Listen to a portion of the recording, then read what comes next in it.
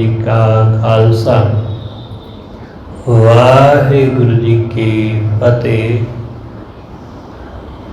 परम सन्मानयोग सतगुरां दे हजूर जुड़ मिल बैठे रब रूप गुरमुख सत्संगी जन, सतगुरु जी की बख्शिश महरामत दा सदका गुरु चरनां विच जुड़ के बैठण दा समा नसीब होया। सतगुरु जी की बख्शिश नाल सतगुरु दे दर जुड़ के वाहिगुरु नाल जुड़न दा सांझ पाउण दा निमाणा जिहा उपराला कर रहे हैं। सतगुरु रहमत करदिआं समझाउंदे ने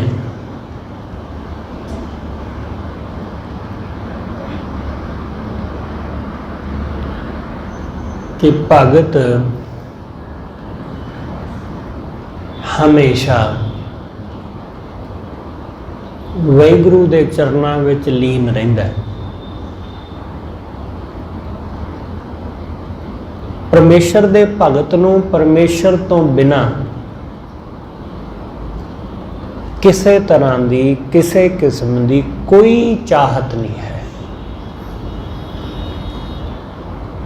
वो वाहिगुरु तो बिना कुछ मंगदा ही नहीं।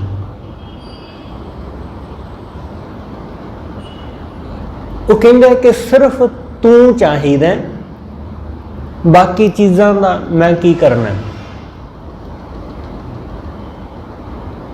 इसलिए सतगुरु कहंदे वो ना ते राज भाग मंगदा है, ना वो सुख सहूलतां मंगदा है, ना वो मुक्ति मंगदा है कि जीवन मुक्त हो जाए। वो जीवन मुक्त भी नहीं कहता कि मैनू जीवन मुक्ति दे दे। जन्म मरण तो वो इस किसी तरह की मुक्ति वो कुछ भी नहीं चाहता। सतगुरु कहते राज ना चाहो मुक्त ना चाहो, कि ना राज चाहना वा ना मुक्ति चाहना वा, बस इक्को गल चाहना, मन प्रीत चरण कमलारे, कि वाहिगुरु दे चरनां दे नाल प्रीत जिहड़ी है वो ना टुटे, वो बनी रहे। बस हमेशा उहदे चरनां नाल प्रेम बनिया रहे। बस होर कोई चाहत नहीं है, होर कोई इच्छा नहीं है। इसलिए भगत वाहिगुरु नूं सिर्फ यही अर्ज करदा कि बस तू ना विसर, होर कुछ नहीं। उहदी सुरती उहदी बिरती हमेशा परमेश्वर विच जुड़ी रहिंदी। वो चीज़ां मगर नहीं दौड़दा, वो वस्तुआं मगर नहीं दौड़दा। उहनूं तुसीं आम बंदे वांग चीज़ां मगर पैसे मगर पागलों वांग भजदिआं नहीं देखोगे। वो जिथे है, जिथे परमेश्वर ने रखिया वो उत्थे राजी है। इसलिए नामदेव जी कहते ने कि हे सच्चे पातशाह, जे तू भीख मंगावे मैं उहदे विच भी राजी हाँ, ते जे तू मैनू राजा बना देवे मैं उहदे विच भी राजी हाँ। बस मैं इस गल विच राजी हाँ कि जिथे तू मैनू रखे मैं उत्थे राजी हाँ, बस होर कुछ भी नहीं। इसलिए भगत हमेशा वाहिगुरु दे नाल जुड़िया है। तो भगत ओदी हमेशा परमात्मा दे नाल सांझ है, वाहिगुरु नाल ही ओदा प्रेम है। ओदे नाल वो झगड़ भी लैंदा है, गुस्से भी हो लैंदा है, प्यार भी ओदे नाल, सब कुछ ओदे नाल ही, क्योंकि ओदी सांझ ही कुछ ऐसी है। इसलिए तो धर्म कहता है कि परमात्मा नू भगतां ने अपने वस कर रखिया। वो जो चाहण उहदे तो करवा लेंदे ने। नामदेव जी कहते ना कि परमात्मा इत्थों तक कहता है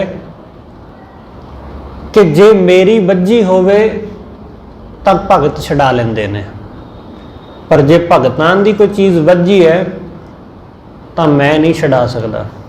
कि बनदी भगत ना छूटा मोहे, कि भगतां दी जे कोई गल है तो वह मैं नहीं उन्होंने कर सकता, उन्होंने भगत ही हैंडल करता। पर जे कोई मेरी गल होवे तो भगत उहदे विच पै के उहदा हल करा दिंदा। इसलिए कबीर साहब समझाउंदे ने, कबीर साहब कहते परमात्मा दा भगत वाहिगुरू दा प्यारा हमेशा वाहिगुरू दे चरनां विच जुड़िया रहिंदा है, इकमिक रहिंदा है, उहदे विच लीन। अज दे इस शब्द अंदर कबीर साहब ने अपनी एक दुविधा जो उस वेले जिस वक्त कबीर साहब सन, उस वक्त जो एक झमेला एक झगड़ा सी, उहदा जिक्र इस शब्द विच कीता है। वो की है? कबीर साहब ने ये शब्द साडे जो पुरातन टीकाकार ने गुरबाणी दे अर्थ करन वाले, उन्होंने जिक्र किया है कि ये शब्द कबीर साहब ने अपने गुरु नूं संबोधन करके उचारिया। कबीर साहब के गुरु का नाम रामानंद है। रामानंद जी उन्हों की बाणी भी गुरु ग्रंथ साहब महाराज विच दर्ज है। उन्होंने अपने गुरु नूं संबोधन करके कहा कि हे मेरे राम, हे मेरे राम रामानंद, एक झगड़ा नवेड़ो। क्योंकि जदों किसी गल का हल ना निकलता होवे तां सियाणे बंदियां दे कोलों उहदा हल कढवाया जाता है। सियाणा बंदा उस मुश्किल का हल कढ़ दिंदा है कि आ है इहदा हल। कबीर साहब कहंदे कि झगड़ा एक निबेरो राम।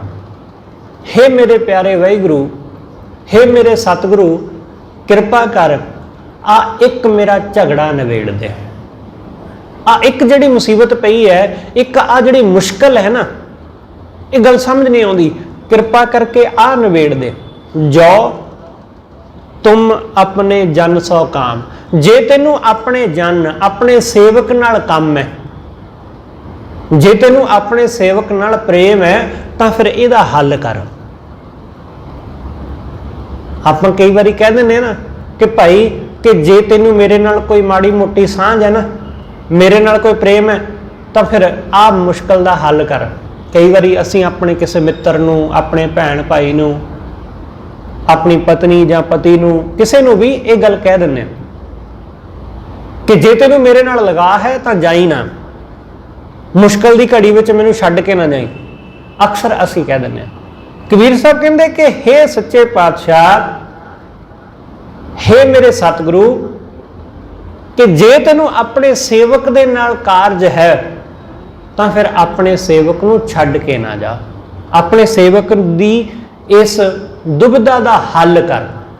जो तुम अपने जन सौ काम, जे तेनू अपने जन नाल काम है तो फिर इसदा हल कर, इस झगड़े नूं निबेड़। ये झगड़ा की है? तो कबीर साहब कहते ए मन वड्डा कि जासों मन मान्या। ये मन वड्डा है जां जिस दे नाल ये मन मान जाता है वह वड्डा है। ये साडा मन, क्योंकि ये मन भी अपने आप को बड़ा वड्डा समझी बैठा है। अपने आप दे विच हर बंदे नूं यही लगता है कि मैं तो वड्डा हैगा ही हाँ। कबीर साहब कहते कि इस मन नूं वड्डा कहां कि जां जिहदे नाल ये मन जुड़ गया है उस नूं वड्डा कहां। क्योंकि दुविधा तो यही है, झगड़ा तो यही है। असीं किहदे अगे झुकदे हां? असीं उहदे अगे झुकदे हां जिहनूं असीं वड्डा जाणीए। भला कदे छोटे अगे भी झुके हैं? छोटे अगे कौन झुकदा है? कोई भी नहीं। हमेशा वड्डे अगे झुकिया जाता है, जिन्हों असीं वड्डा जान ली। उम्र की गल नहीं, जिन्हों वडेरा जान लिया, भावें वो साडे तो उम्र विच छोटा होवे, पर जिसनूं वड्डा समझ लैंदे आ ਉਹਦੇ ਚਰਨਾਂ ਵਿੱਚ ਸਿਰ ਝੁਕਾਉਂਦੇ ਆ, ਉਹਦੇ ਅੱਗੇ ਹੱਥ ਜੋੜਦੇ ਆ, ਤੇ ਇਹ ਮਨ ਵੀ ਫਿਰ ਉਸ ਦੇ ਅੱਗੇ ਹੀ ਝੁਕਦਾ ਜਿਹਨੂੰ ਵੱਡਾ ਜਾਣਦਾ ਹੈ। ਕਬੀਰ ਸਾਹਿਬ ਕਹਿੰਦੇ ਇਹ ਮਨ ਵੱਡਾ ਕਿ ਜਾਸੋਂ ਮਨ ਮਾਨਿਆ ਰਾਮ ਵੱਡਾ ਕਿ ਰਾਮੈ ਜਾਣਿਆ। ਰਾਮ ਪਰਮਾਤਮਾ ਵੱਡਾ ਕਿ ਜਾਂ ਉਸ ਪਰਮਾਤਮਾ ਨੂੰ ਜਾਣਨ ਵਾਲਾ ਵੱਡਾ ਹੈ। ਦੋਨਾਂ ਵਿੱਚੋਂ ਕੌਣ ਵੱਡਾ ਹੈ? ਮਨ ਵੱਡਾ ਹੈ ਜਾਂ ਜਿਹਦੇ ਨਾਲ ਮਨ ਜੁੜ ਗਿਆ ਉਹ ਵੱਡਾ?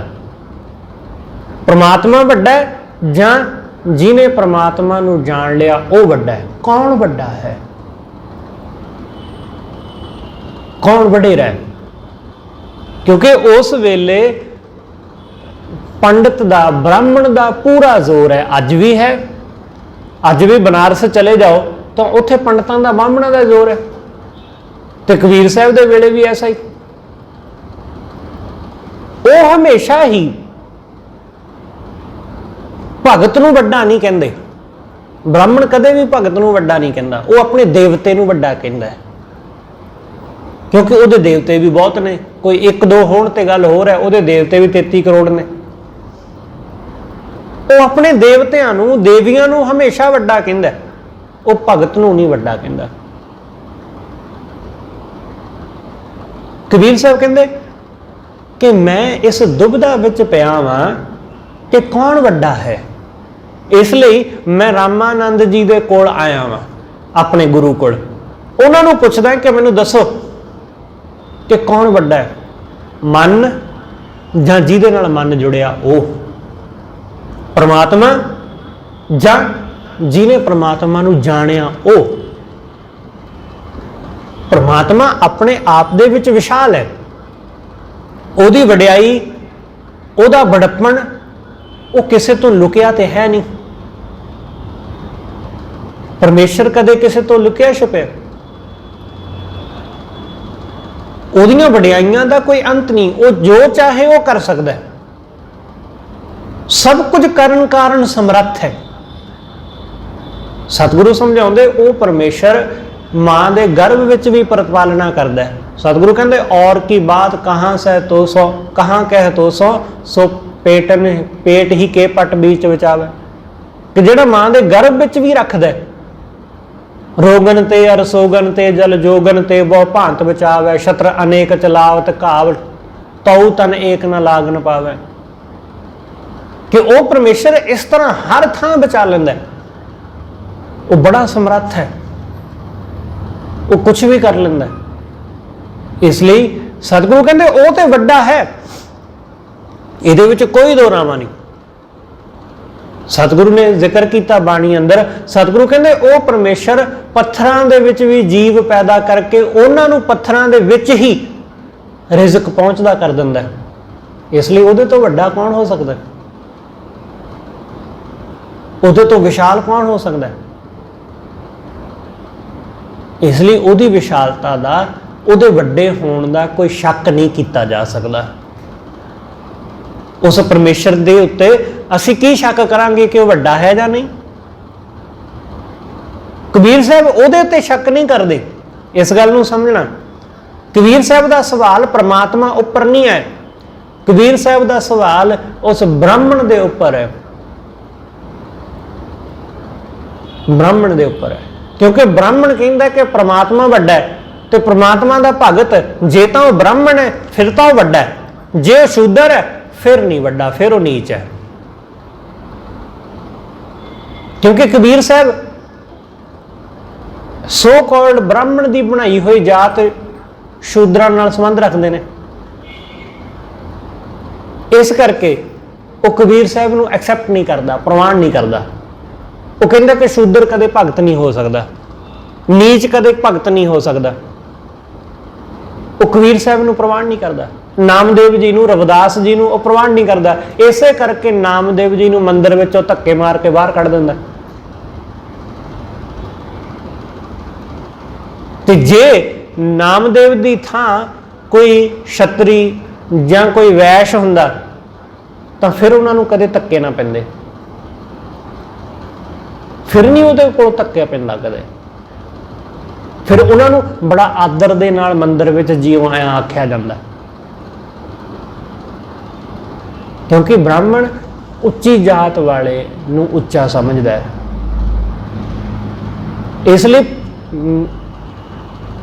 नीवी जात नाल संबंधित आदमी जिन्ना मर्जी ज्ञानवान हो जाए, जिन्ना मर्जी पढ़ लिख जाए, जिन्नी मर्जी दौलत हासिल कर ले, वो ब्राह्मण की निगाह विच उच्ची जात वाले की निगाह विच नीच दा नीच ही रहिंदा है।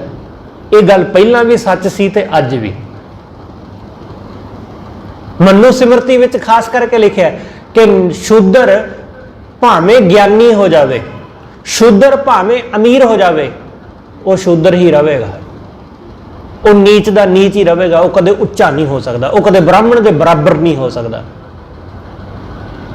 वो हमेशा नीच ही रहेगा। ये गल उदों भी सी ते अज भी ऐसा ही है, अज भी लोग ऐसा ही मानते हैं।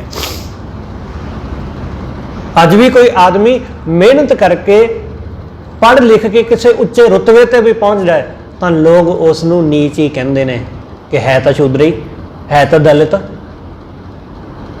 अज भी लोगों की सोच यही है। इसलिए कबीर साहब समझाते हैं, कबीर साहब कहते यही गल है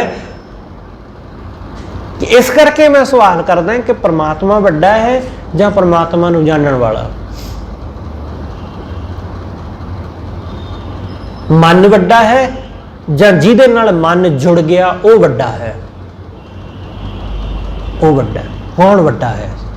इसलिए ये दुविधा कबीर साहब कहते दूर नहीं हुंदी। मन दे विच ये जिहड़ा झगड़ा खड़ा होया ना, ये खत्म नहीं हुंदा। छेती किते किसी चीज दे नाल मन मनदा नहीं। तुसीं भी इस गल नाल सहमत होवोगे कि छेती किते किसी चीज नाल किसी बंदे नाल मन राजी हो जांदा है? नहीं हुंदा। लोग ते खाण पीण दी चीज नाल नहीं छेती मन नूं राजी करदे। छेती किते कपड़ा लैण जाओ तो कपड़ा खरीदण लग्गिया मन राजी नहीं हुंदा। 100 तरह दी चीज़ां देखदे हो फिर जाके मन मनदा कि नहीं आ ठीक है। इसलिए मन भी छेती किसी चीज़ नाल मनदा नहीं, ते जिहदे नाल मन जांदा है फिर उहदे नाल जुड़ जांदा है। इसलिए कबीर साहब कहते ये मन वड्डा के जासों मन मानिया, राम वड्डा के राम मैं जानिया। परमात्मा वड्डा है पर उस राम नूं जानन वाला, उस परमात्मा नूं जानन वाला, परमात्मा दा भगत कि वो वड्डा है, वो भी वड्डा होवेगा ही, क्योंकि एडे वड्डे विशाल परमात्मा नूं जानन वाला वो छोटा किवें हो सकता है। गुरु नानक साहब का एक बचन तुसीं पढ़दे हो, सतगुरु कहंदे एवड़ ऊंचा होवे कोई तिस उच्चे को जाने सोए। उस उच्चे नूं जानन दे लई उड्डा उच्चा होना पैंदा है। उस तो बिना जानिया नहीं जा सकता। उस तो बिना जाणांगे किवें, उस तो बिना समझांगे किवें, उस तो बिना समझ ही नहीं सकोगे। ओहो जिहा होना पवेगा। इसलिए तो कबीर साहब का बचन है, कबीर साहब कहते हर जन ऐसा चाहिए जैसा हर ही होए, कि परमात्मा का भगत ऐसा चाहिदा है जैसा परमात्मा है। वाहिगुरू जैसा ही होना पवेगा, उस तो घट विच नहीं सरना। इसलिए कबीर साहब कहते राम वड्डा कै राम मैं जानिया। परमात्मा वड्डा है कि परमात्मा नूं जानन वाला, परमेश्वर नूं जानन वाला। ब्रह्मा वड्डा कि जास उपाया। ब्रह्मा नूं वड्डा कहा जाता सिर्फ इसलिए कि ब्रह्मा ने इस सृष्टि नूं सिरजिया। सृष्टि नूं पैदा करने वाला ब्रह्मा नूं कहा जाता है कि तीन देवते ने ब्रह्मा विष्णु महेश, कि ये तीन देवते ब्रह्मा पैदा करने वाला, विष्णु पालन वाला ते महेश शिव जी मौत देने वाला, विनाश करने वाला। तीसरी अख खोलता है तो सारा कुछ खत्म कर देता, सर्वनाश कर देता। मौत का देवता, पालन वाला पालनहार विष्णु, जन्मदाता ब्रह्मा। कबीर साहब कहते ब्रह्मा वड्डा है जां जिसने ब्रह्मा नूं पैदा किया वो वड्डा है। क्योंकि ब्राह्मण कहता है कि ब्रह्मा वड्डा है, कि वही विश्वकर्मा है, कि उसने विश्व नूं कीता है, विश्व नूं पैदा किया है। विश्वकर्मा, ब्रह्मा वड्डा कि जास उपाया, वेद वड्डा कि जहां ते आया। कि ब्रह्मा ने वेदां नूं सिरजिया, ये मनौत है कि ब्रह्मा ने वेद पैदा किए।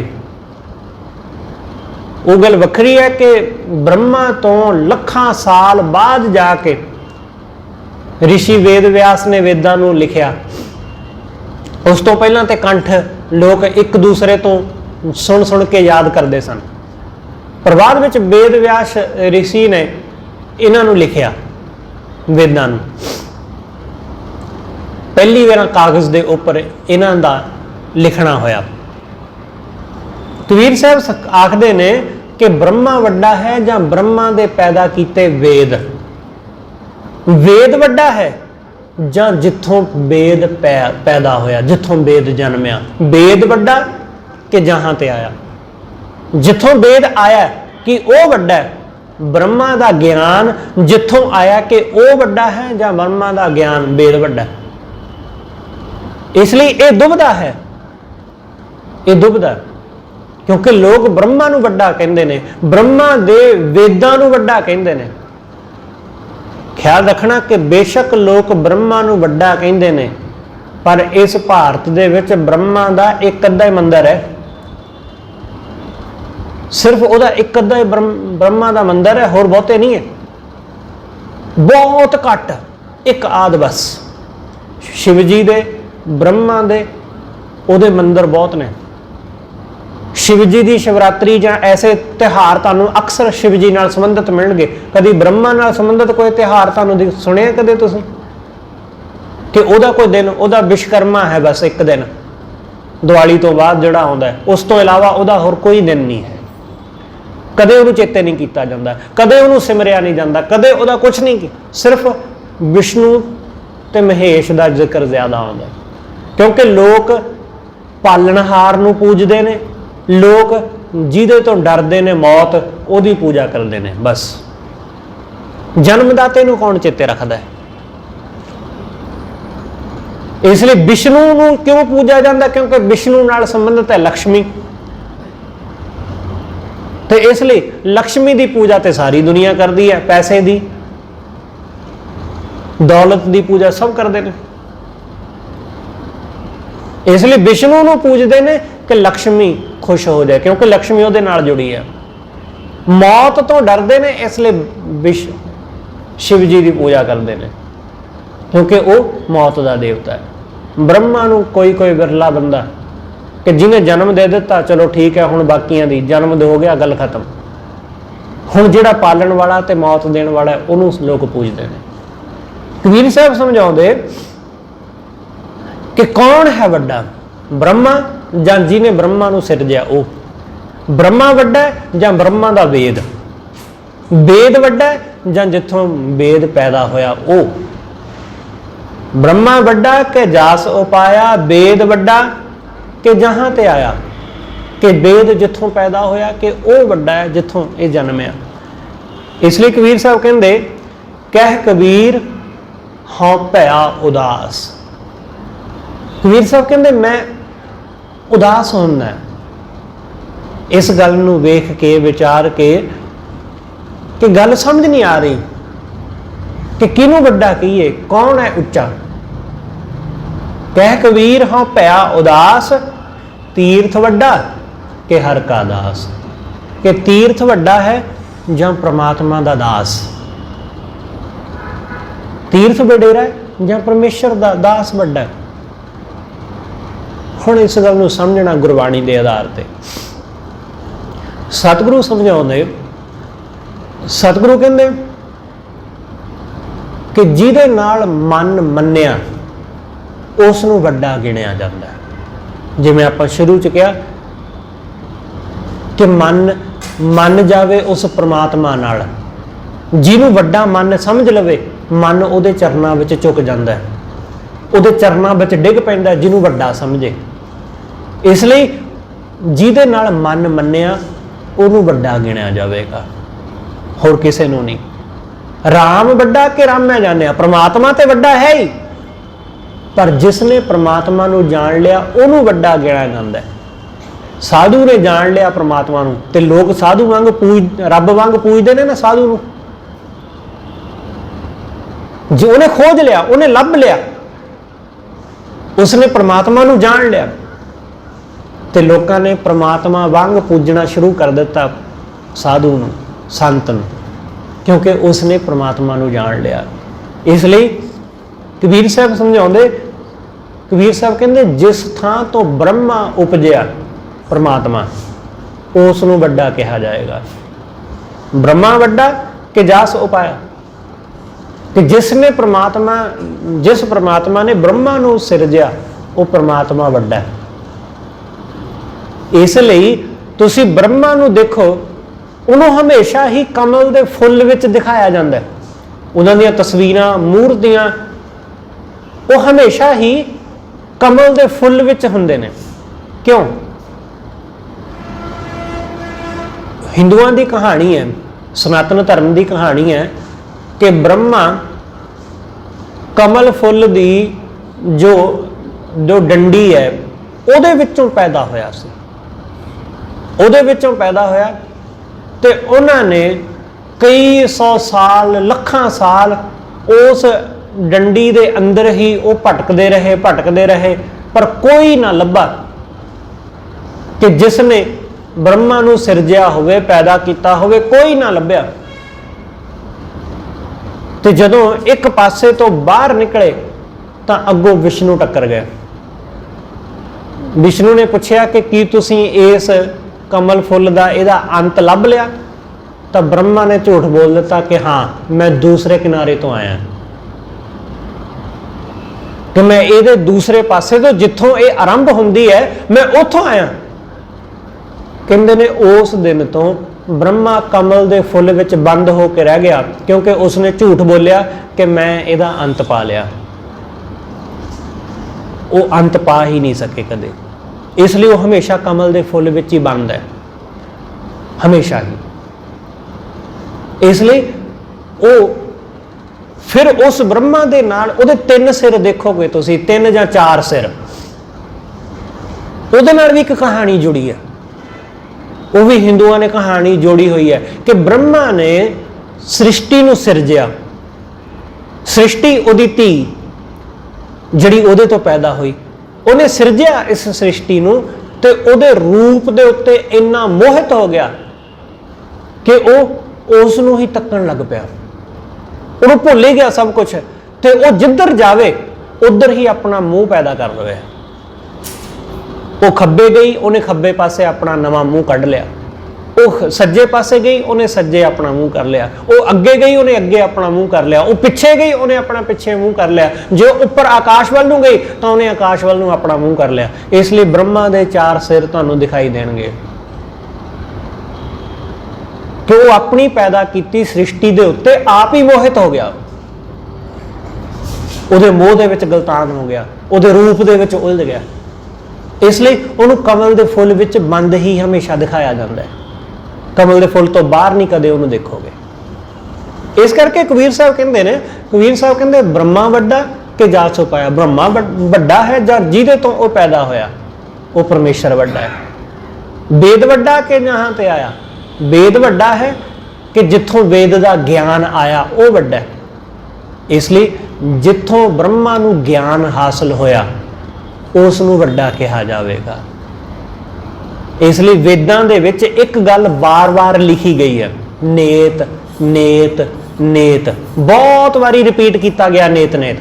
ਨੇਤ ਦਾ ਮਤਲਬ ਹੁੰਦਾ ਹੈ ਬੇਅੰਤ, ਬੇਅੰਤ, ਬੇਅੰਤ, ਜੋ ਪ੍ਰਮਾਤਮਾ ਬੇਅੰਤ ਹੈ। ਇਸ ਲਈ ਜਿੱਥੋਂ ਵੇਦ ਆਇਆ ਉਹ ਬੇਅੰਤ ਪ੍ਰਮਾਤਮਾ, ਉਹਨੂੰ ਵੱਡਾ ਕਿਹਾ ਜਾਵੇਗਾ। ਇਸ ਕਰਕੇ ਕਬੀਰ ਸਾਹਿਬ ਕਹਿੰਦੇ ਕਿ ਤੀਰਥ ਵੱਡਾ ਕਿ ਹਰਿ ਕਾ ਦਾਸ। ਤੀਰਥ ਵੱਡਾ ਨਹੀਂ ਹੈ ਕੋਈ ਵੀ ਤੀਰਥ, ਕੋਈ ਤੀਰਥ ਵੱਡਾ ਨਹੀਂ। ਤੀਰਥ ਬਣਦਾ ਕਿਵੇਂ ਹੈ? ਤੀਰਥ ਬਣਦਾ ਭਗਤ ਦੀ ਵਜ੍ਹਾ ਕਰਕੇ। गुरु की वजह करके। जिथे गुरु पैर धरदा लोग उस थां नूं पूजना शुरू कर देंदे ने। कदे ऐसा होया कि पहला तीर्थ होवे तो बाद विच उहदे ते साधु जावे? नहीं, साधु पहला जांदा है, उस जगह चरण पाउंदा है, तां लोग उस जगह नूं पूजण लग जांदे ने। इसलिए तीर्थ वड्डा नहीं है, परमात्मा दा भगत वड्डा है, क्योंकि उहने तीर्थ नूं जन्मिया, वो तीर्थ नूं सिरजण वाला है। लोग कहंदे ने, ब्राह्मण कहंदा है कि तीर्थ स्थान वड्डे ने, इसलिए वो गंगा नूं कहंदा है कि वो वड्डी है, हरिद्वार वड्डा है, वो कहंदा मथुरा वड्डी है, कांची वड्डी है, वो इन्हां नूं वड्डा कहंदा है। पर कबीर साहब कहंदे मैं नहीं कहंदा कि ये वड्डे ने, क्योंकि इन्हां नूं मैं किवें कहां? जदों तुसीं बाणी पढ़ोगे, सतगुरु की बाणी कहंदी है, सतगुरु कहंदे जिस सरोवर विच, जिस दरिया विच, नदी विच लोग इशनान करन जांदे ने ते ये सोचदे ने कि साडे पाप कट्टे जाणगे गंगा विच इशनान करके, वो गंगा भी साधुआं दे भगतां दे चरनां दी धूड़ मंगदी है कि भगत साडे विच आके चरण पावे ते साडे पाप कट्टे जाण। सतगुरु की बाणी का वचन है। सतगुरु कहंदे जेड़ी गंगा दुनिया दे पाप कटदी है कि हमरे साडे विच मैल भरी पई है, गंगा विच मैल भरी पई, साधु दे चरनां दी धूड़ किते गंगा दे विच पै जावे तां गंगा दी मैल कट्टी जावे। ऐसी गंगा अरदासां करदी परमात्मा दे चरनां विच। इसलिए गंगा वड्डी नहीं, भगत वड्डा है, साधु वड्डा है, सतगुरु वड्डा है। वो जदों चरण पाउंदा है तां उहदे चरण पाउण नाल माड़ी तो माड़ी जगह भी पवित्र हो जाती, वो थां पूजन योग हो जाती है। इसलिए कबीर साहब कहते हैं कि परमात्मा दा दास उस नूं वड्डा कहा जाएगा। तीर्थ वड्डा कि हर का दास? परमात्मा दा दास वड्डा, तीर्थ नहीं। तीर्थ विच अपनी ऐसी कुछ भी वड्याई नहीं है। तीर्थ अपने आप कदे होंद विच आउंदा ही नहीं। तीर्थ साधु की वजह करके होंद विच आउंदा है। आपां देखदे हां जिन्हां जिन्हां थाहां ते गुरु साहब ने चरण पाए, वो थाहां उजाड़ सन, उन्हां थाहां ते कौन जांदा सी? कोई भी नहीं। पर जिस दिन गुरु ने चरण पाया उस दिन उस थां ते लोकां दा इकट्ठ होना शुरू हो गया। उस जगह वो थां पूजन योग हो गया। तुसीं उन्हां थाहां दी जरा कल्पना करके वेखो।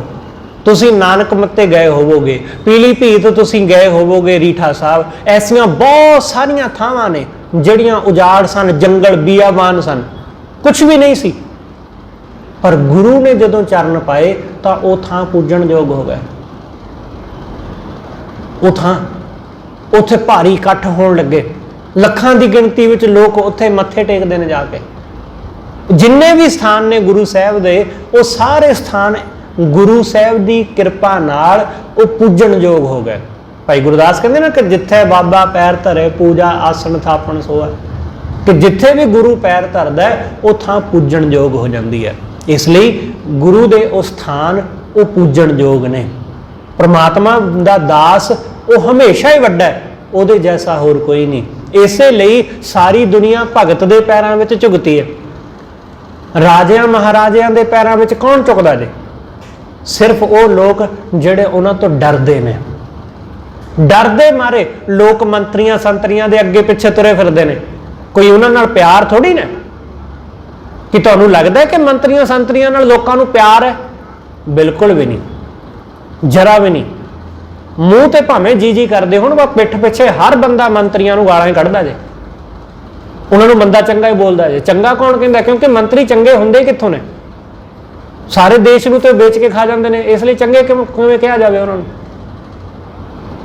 लोग डर करके कि किते कोई नकली केस ना पवा देवे साडे सिर, किते कोई एवें ना जेल विच बिना किसी गल तो सुटवा दे।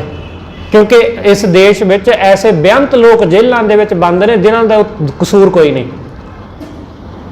कई सालों तो उन्नी ते कोर्ट कचहरियां सजा भी नहीं दिंदियां जिन्नी उन्होंने ने जेल भोग ली है।